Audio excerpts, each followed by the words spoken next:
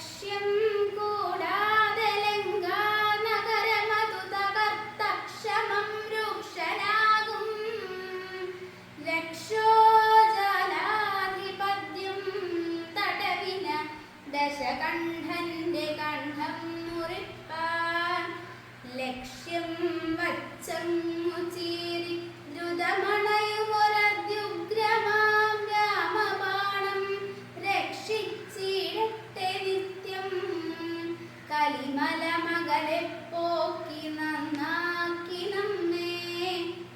കവി പുഷ്പമാല എന്ന വെൺമണിമഹന്റെ ചരിത്ര പ്രസിദ്ധമായ കൃതിയിൽ നിന്നെടുത്തിട്ടുള്ളതാണ് ഈ ലക്ഷ്യം കൂടാതെ. അതിലെ നാന്ദി ശ്ലോകമാണ്. തുള്ളിൽ അച്യുതമേനോൻ വെൺമണിമഹനുമായിട്ട് വളരെ അടുപ്പമുണ്ടായിരുന്ന ആളായിരുന്നു.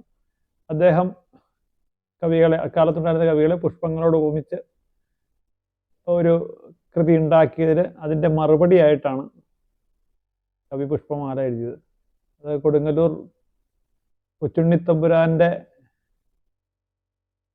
ദുസ്വാധീനം മൂലം എഴുതിയതാണ് എന്ന് വിചാരിച്ച് ദേഷ്യപ്പെട്ട് അദ്ദേഹത്തെ വഴക്ക് പറഞ്ഞുകൊണ്ടുള്ള ഒരു കവിതയാണ് കവി പുഷ്പമാല. ഉജ്ജൃഷ്ടോജൃംഭിതം അഭ്രാവലി കൊട്ടിയ കൊടുങ്കാറ്റിനാൽ ഏറ്റുമുട്ടി, അതുപോലെ ശങ്കാഹീനം, ശശാങ്കാമലതര യശസ എന്നുള്ള വളരെ പ്രസിദ്ധങ്ങളായ പദ്യങ്ങളെല്ലാം ഇതിലുള്ളതാണ്.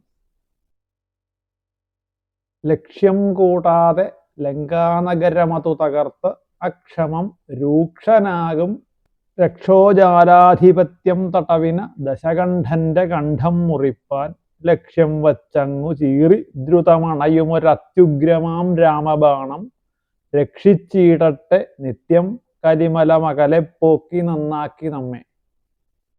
ലങ്കാനഗരമതു തകർത്ത് അക്ഷമം രൂക്ഷനാകും രക്ഷോജാലാധിപത്യം തടവിന ദശകണ്ഠൻ. രൂക്ഷനായിട്ടുള്ള ദശകണ്ഠൻ, രക്ഷോജാലാധിപത്യം തടവിന രാക്ഷസന്മാരുടെ രാജാവായ ദശകണ്ഠന്റെ കണ്ഠം മുറിപ്പാൻ ലക്ഷ്യം വച്ചങ്ങു ചീറി ദ്രുതമണയുമൊരത്യുഗ്രമാം രാമബാണം. ആ രാമബാണം കണക്കെയാണ് ഈ കൃതി എന്നാണ് ഇതിൻ്റെ സൂചന.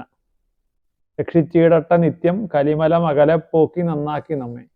അവസാനത്തെ ശ്ലോകവും അതിനോട് ചേരുന്നതാണ്. ഉഗ്രൻ വാഴുന്നൊരുർവീധരം ഒരു കരതാർ കൊണ്ട് മേൽപോട്ടെറിഞ്ഞോരുഗ്രാടോപൻ ദശഗ്രീവനയഥ മഥനം ചെയ്തൊര ബാലിതന്റെ സുഗ്രീവാസ്ഥാനം അത്യുൽക്കടതരം അലറിച്ചെന്നു ഖണ്ഡിച്ചു പിന്നെ സുഗ്രീവൻ തന്നെ വാഴിച്ചൊരു ഹരിശരം എന്നാർത്തിയെ തീർത്തിരട്ടെ. രണ്ടും ഓരോ ശരം കൊണ്ടാണ് തുടങ്ങിയത് അവസാനിപ്പിച്ചത്.